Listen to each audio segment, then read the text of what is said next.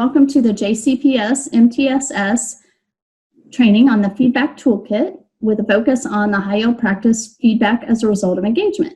I am April Bemker, MTSS Engagement Resource Teacher with the Accelerated Improvement Schools, or AIS zone, working with middle and high schools.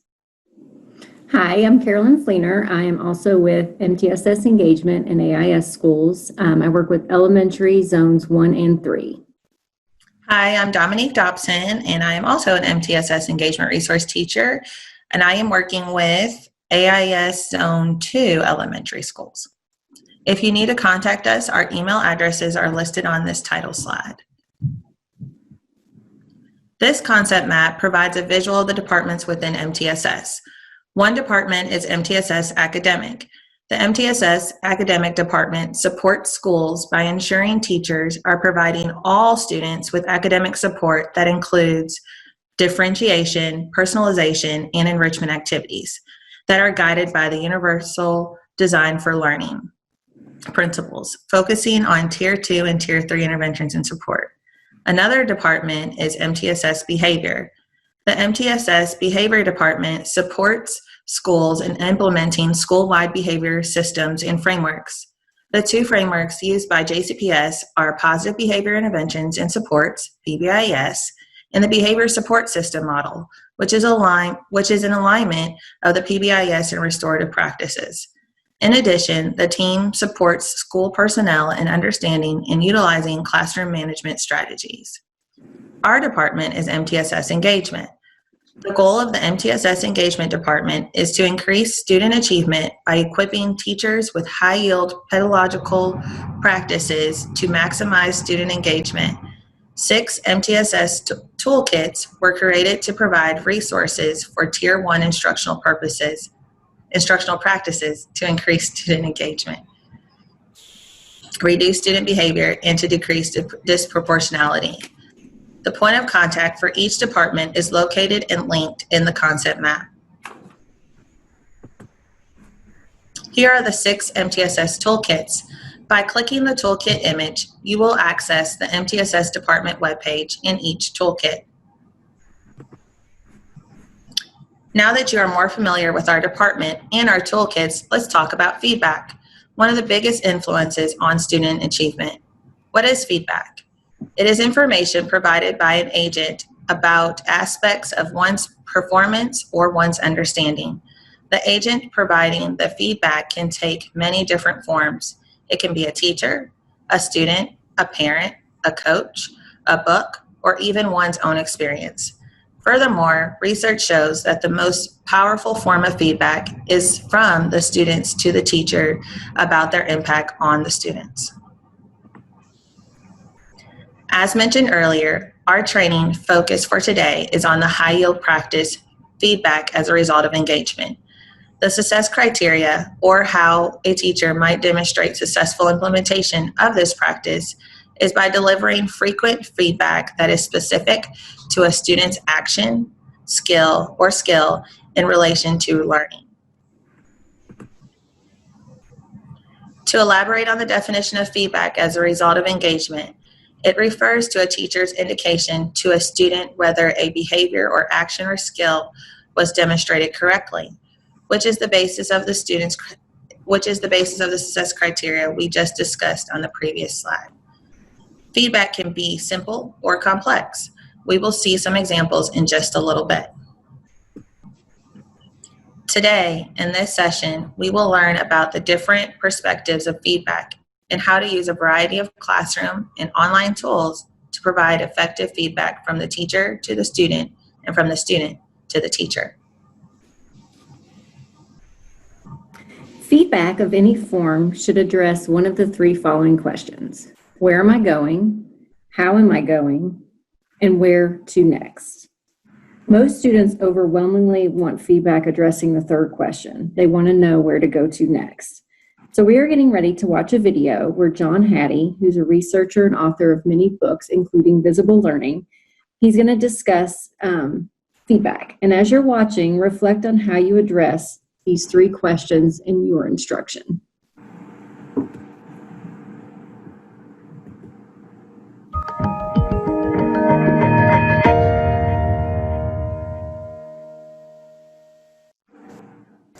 Well, one of the things that I certainly have made a mistake in my life when I've asked about what are the purposes of feedback is I've seen it in terms of the information we give to students to help them in that progression. I made a mistake many years ago in writing an article saying all we need is dollops of feedback. It turns out that's not the case at all. It turns out that the biggest issue with feedback is how much of it is received. Teachers actually can give a lot of feedback, but we also know that when the teacher gives the feedback to the whole class, every student knows it's not about me. Certainly most kids receive seconds of feedback a day. And again, reminding us that kids are human. And I am a stunningly good selective listener.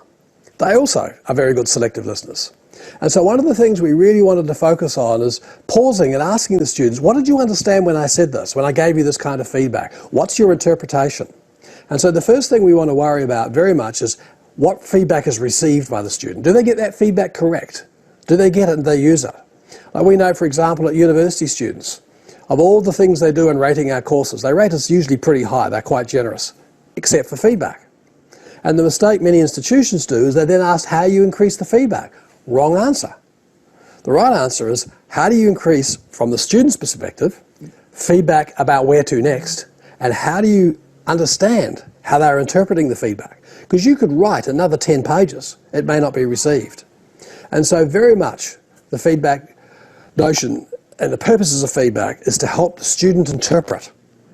So please, as you're giving feedback, stop, pause and listen to how they understand your feedback. Yes, I can certainly talk about the types of feedback, but I'm not a great fan of demarcating it into whether it's descriptive feedback or evaluative feedback and prompting feedback and all the different kinds of feedback, because it kind of implies that there's a right one at the right time, as opposed to this notion of understanding how the student is interpreting the information. Because if you understand how the student's interpreting, you may be the one, and you're supposed to be the expert in the room, you may be the one that needs to change the nature of the feedback you give and what level you give it at. For me, the types of feedback came to those 3 questions and those 3 levels. It comes back to listening to what the student's doing and interpreting them. And sometimes you have to give descriptive feedback, sometimes evaluative. This is, again, why I'm not a great fan of that massive discussion out there whether you should give marks or numbers. It doesn't matter to me. What matters is the interpretation. And if the student's interpreting the number, give them numbers. If they're interpreting the comments, give them comments. The biggest problem is, more than often, students misinterpret the comments, but get the marks right. And so it really isn't about the types of feedback, it's about the purpose, it's about how you're reducing that gap. We have 3 feedback questions and 3 levels. And each of the questions works at each of the levels. The 3 questions are, where am I going, how am I going, and where to next? And they work at each of the levels. The 3 levels are the task level. This is the level about the content, the knowledge, the information, the surface level. The second level is about almost the processing level, the level in which the student is processing their thinking. How do they go about making strategic decisions about where to go next? How do they know what's right and what's wrong in their work? How do they know the level of standard that's required? Have they got alternative ways and alternative strategies of doing things? And the third level is the self-regulation area. This is the area where we want the student to be more involved and self-teaching themselves as to how they go about error detection and strategic thinking. And so the basic argument is this: each of those 3 levels, those 3 questions apply. So at the surface level, as you're learning more information, what content do we need to learn? How much of that content do I know now relative to what I need to learn? And where do I go next to get the more information? And that's where the teacher's very involved. At the second stage, the teacher is also involved, the process level. Not as much as the first, but certainly is in there, because you cannot assume that if the student gets it wrong, they know another strategy. Teach them another strategy. Give them some error detection, give them some clues, give them some hints as to where to go, give them the feedback information. But at the third level, you really want the student to do it first. So that's how those 3 levels and those 3 questions relate.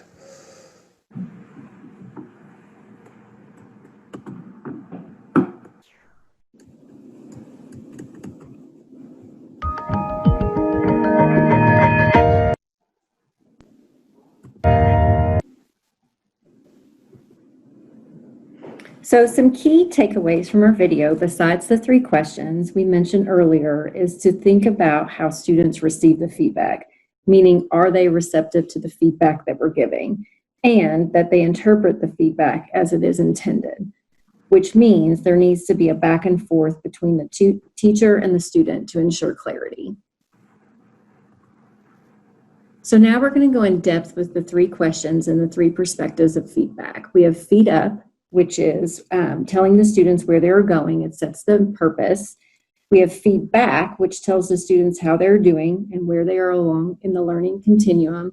And then feed forward, which guides the students forward and is based on performance data. So feed up. This is about the teacher and the students being clear on the purpose of the lesson and the intended learning. So this may include learning intention, success criteria, and how will students know that they are successful. Sometimes success criteria could come in the form of a rubric or exemplar student work. All right, so now let's take a look at what feed up looks like. So here's an example. First, we usually start with the learning intention, and then we have success criteria, which helps the students understand what they need to do in order to be successful. In this example, students are learning how to write successful claims, so the success criteria can just be a list of what students need to do to be successful. You could also include a rubric, and this lays out specifically what students need to do to write a claim.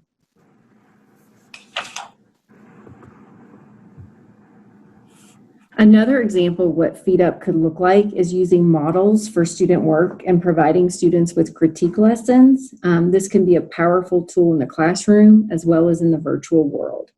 There are 3 critical steps when modeling a critique lesson. The first step is you want to choose exemplars to model with. These models don't have to be perfect, but they should illustrate the standards you are teaching and the skills you want students to learn. These models are used to show students where they're headed and can be referenced when students are stuck. The second step is to define the purpose of the critique. So what do you want students to get out of the lesson? For example, let's say your students are working on argument writing. After showing them an exemplar of what you want this to look like, you would have a list of specific questions to help guide students' thinking. So for example, you might ask students, how does the author organize their ideas? Or how does the author use evidence to support their ideas? Finally, the third step is to choose a discussion protocol. So you could start by having students work in small groups and then have them do a virtual chalk talk using the comment function in Google Docs. You want to set the criteria, though, for how many comments each student must make and if they need to reply to someone else's comment. This helps to build collaboration in the virtual world. There are 2 links attached for additional resources.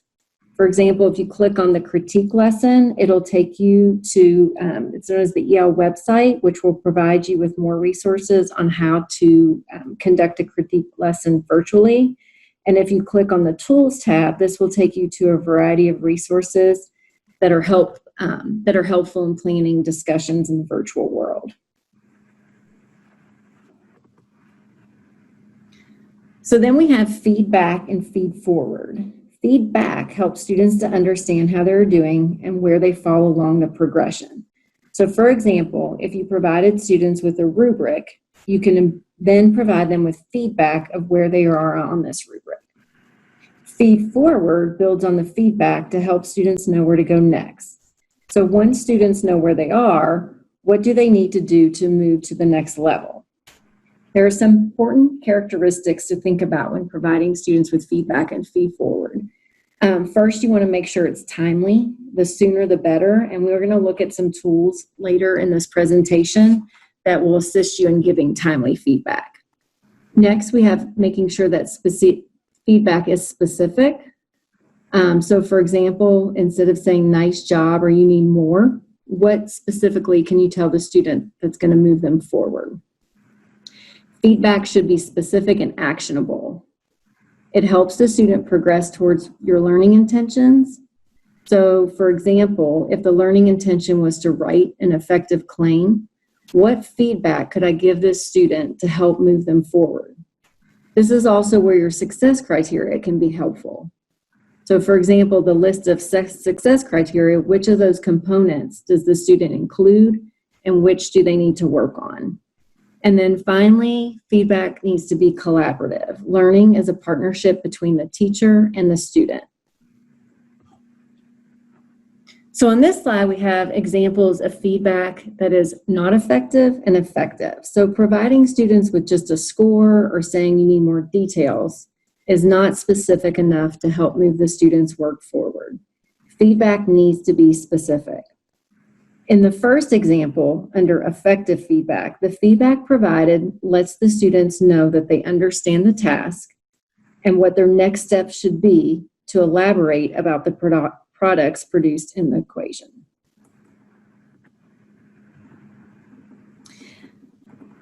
Here's another example of when you're thinking about planning for feedback is as you're planning your lessons, think about a schedule for when and where you're going to give students feedback.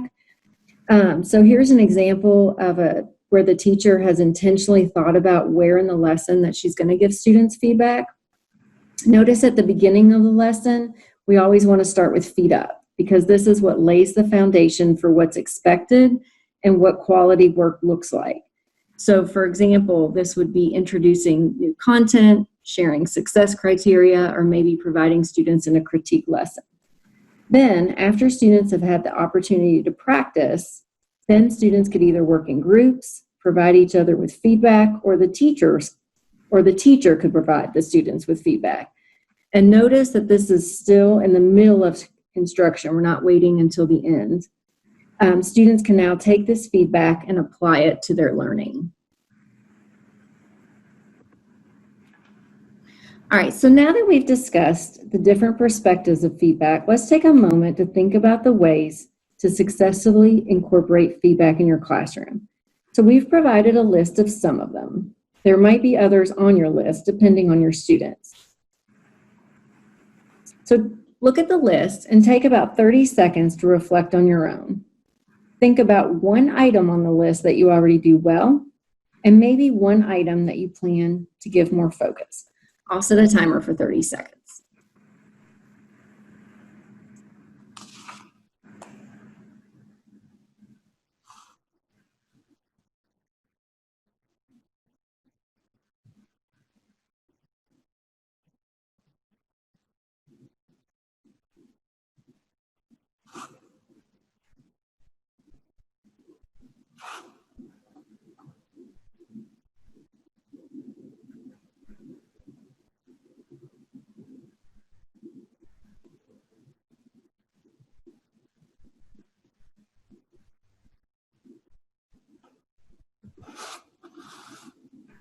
All right, so we know that feedback needs to be timely, specific, and it needs to provide students with information so that they know where to go next. So the following is a list of tools and resources that you can use to provide your students with feedback. In the next two slides, we're going to show you some examples of how to use screencastify and voice notes. To find out more information about the other resources listed, all you have to do is click on the links that are underlined, and it will take you to more information. Before moving on, though, one resource I want to point out is on Google Classroom. There's now a feature to create rubrics for your assignments, and rubrics are an important tool to help provide students with that specific feedback. The other resource that I want to point out are the project-based learning timelines. And in these units, these were created by the Deeper Learning Department. And what they've done is they've actually built in a feedback system which allows the teachers to provide feedback that is timely so that the students can make changes along the way rather than waiting to the end. So as students are working on their units, the teacher can stop them at certain points, provide them feedback, and then students can make changes.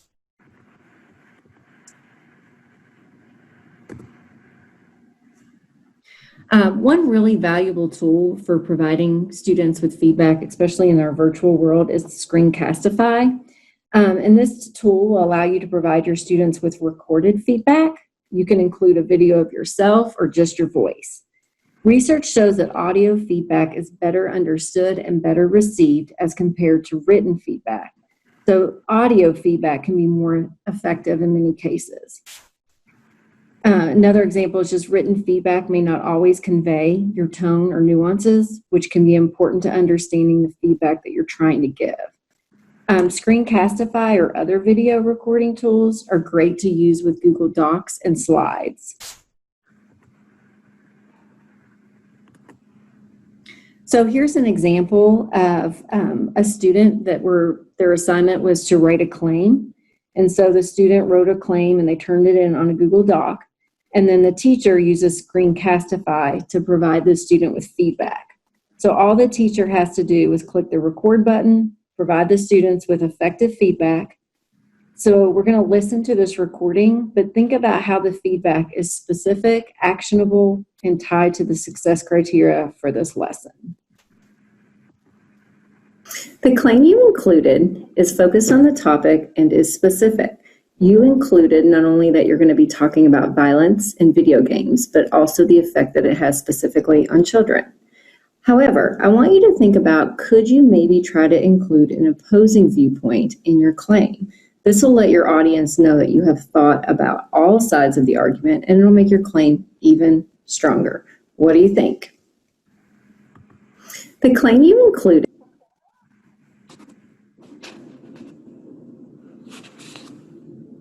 Okay, so Carolyn just shared one way to provide video feedback. I'm going to show you a couple options for audio feedback. Using voice notes, which is in Read Write for Google Chrome, is one way you can do that. And it can be added in as an extension through your Google Apps. So here is an example down here of a student. Let me click on this for you and show you the document. Where a student has written a claim, and it's on a Google Doc just like last time. And the way you can provide feedback is you would highlight what you want to provide feedback on. And if you have Google Read Write, you would click on the voice notes up here and record. And then once it's recorded, it would be in a comment. And when the student opens the document, they would just hit the play button right here and listen to the This claim is related to the topic, and you let the reader know what you're going to be writing about. Do you think you can argue this claim? Most people could find something bad about playing video games. How could you make this claim more specific? What is a negative side effect? Try writing it with a focus on a specific side effect. And what you can also do is if you have a more lengthy document, you can add multiple voice notes throughout the document. So let's go back to our slides here. Another option for providing audio feedback is to use a website called Vocaroo. And if you want to use it for audio feedback, you would go to the Vocaroo website first and record your audio message. And then it would prompt you to copy a link, and you would copy that link, and then you would just paste it. You would highlight the student work that you wanted to give the audio feedback for, add a comment, which is up here. You can open the comments or add a comment, and then you just paste that link in there. So when the student comes to the document, they would just click on the link. It'll launch Vocaroo. And then they just hit the play button. The claim you wrote is related to the topic, and you let the reader know what you're going to be writing about. Do you think you can argue this claim? Most people could find something bad about playing video games. How could you make your claim more specific? Maybe consider what is a negative side effect. Try writing it with a focus on a specific side effect.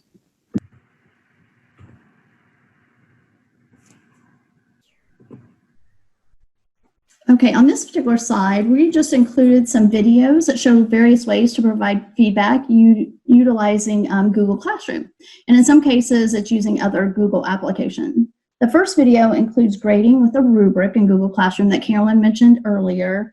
And in that video, it also shows you other ways to provide specific feedback using comments, just like we showed with Google Doc, or it'll show it with Google Slides. It shows how to do it on a PDF and a video, and a few other examples. The second video on this slide shows how to utilize Google Sheets within a Google Classroom assignment to have each student individually self-assess their work with the components of their rubric, and then also to self-reflect. And it allows for the teacher to assess on there as well with the components of the rubric and provide teacher feedback.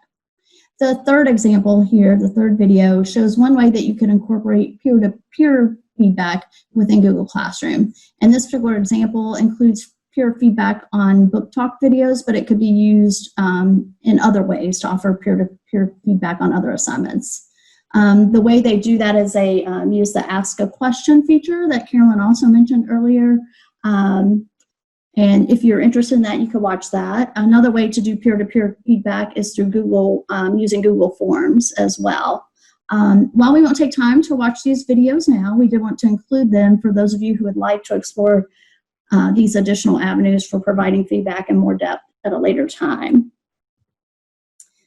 Okay, so now that we've learned about ways for teachers to provide students feedback, and we touched a little bit on peer-to-peer feedback, let's look at a few options for students to provide teachers feedback, so to give that student-to-teacher feedback component. And as we mentioned earlier, this is the most powerful form of feedback from student to teacher. And there are many options available, and we've just listed a few here on this slide, such as Google Forms, Flipgrid, Jamboard, Quizzes, Quizlet, and Edpuzzle. And we're not going to go into depth for each option listed, but as Carolyn mentioned earlier, if you click on the underlined words, it will lead you to more information about each of those examples. And for the first item listed, Google Forms, they can be used in many different ways for feedback, student to teacher, teacher to student, and peer-to-peer, as I mentioned earlier. And I will show you on the next two slides an example of using Google Forms as an exit slip to gather feedback from your students to help inform your instruction. And I know some teachers already do that. For those of you who haven't tried it yet, hopefully this will help lead you in that direction. But before we do that, I want to point out the last bullet on this slide, giving students opportunities to respond and having classroom discussions. These are both very valuable ways to elicit and gather feedback from your students and are separate high-yield practices that are included in our feedback toolkit. And our department actually has other training presentations on both of these topics. So if that's something you're interested in, you can pursue that through your academic instructional coach or through your MTSS engagement resource teacher. And we'd be happy to help you with those. Okay, let's look at this example of using Google Forms. And this is just a screenshot of a part of a Google Form exit slip. And in this particular example, this teacher uses this form on a regular basis. So she just keeps the first question in general so she doesn't have to regenerate a new form all the time. And then she'll just put her question on her board or display it in some way. And then the students answer whatever the question is. And then the other questions include, what they learned that day and how they contributed to their group. So she can read over those, or he can read over those and see if what they learned is, or what they say they learned is what you wanted them to learn. So, okay, this next example is a different Google form, another way to use them. And these particular questions are just allows the students to click agree or disagree. And for these questions, the teacher has compiled all the responses into a spreadsheet, which is really easy to do using Google Forms. And once she compiled the spreadsheet, she did add some formatting options. She added conditional formatting to color code the answers, green or red. So she could easily see where someone disagreed with a particular statement and maybe conference with that student individually or address those specific concerns. She also added a row, you might see it there with the percentages under the heading row to calculate the percentage of who agreed on each question. And then in looking at that data, she noticed that only about 75% of her students felt challenged. So in reflecting on her instruction, she decided that she needs to hold her students to higher expectations and increase the rigor of her instruction and her assignments. And while it's not shown here, you can also ask questions where you have students rate their level of understanding using a scale such as 1 to 5 on certain aspects or topics in your lesson. And you could then sort that compiled data to help you plan for individual or small group instructional needs. You could also use pictures or emojis along with words if your students need that support, like if you have elementary or maybe some ESL or special education needs that needs more of a picture prompt. And if you would like additional information on this particular Google form, there is a link at the bottom of the slide. Okay, and the diagram on this slide is kind of just pulling everything together that we've talked about. It's showing all the 3 different perspectives of feedback we've been discussing: feed up, feedback, and feed forward, and how those tie into all the levels of feedback that John Hattie mentioned in the video we watched earlier. The task level, the process level, and the self-regulation level. And if you would like to dive deeper into the 3 levels, or if you want some guiding questions to help you with providing feedback at the various levels, you can click on the link at the bottom that says additional information / guiding questions, and that will lead you to some more resources. In closure, we'd like for you to take a minute or 2 to read over the bulleted items listed here. This is almost like a checklist, really, that you can kind of self-reflect on the feedback you provide in your lesson planning. Are there any items listed that maybe could be a focus area for you at the start of this school year, or maybe ones you do well to kind of give yourself some kudos, but maybe one to focus on? So I'm going to set a timer for about 60 seconds, read over these, and kind of reflect on your lesson planning.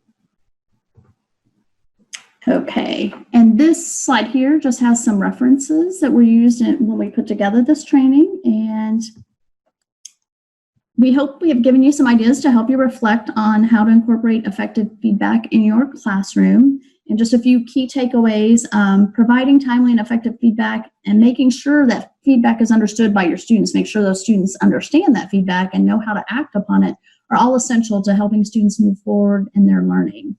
And allowing for different types of feedback, peer-to-peer, student-to-teacher, as well as teacher-to-student, is critical in increasing student achievement. Thank you for joining us and learning about feedback as a result of engagement. And if you'd like more information about our department or our toolkits, please follow this link to our website. And as we mentioned, our email addresses are on the title slide if you need to talk to one of us individually. Thank you.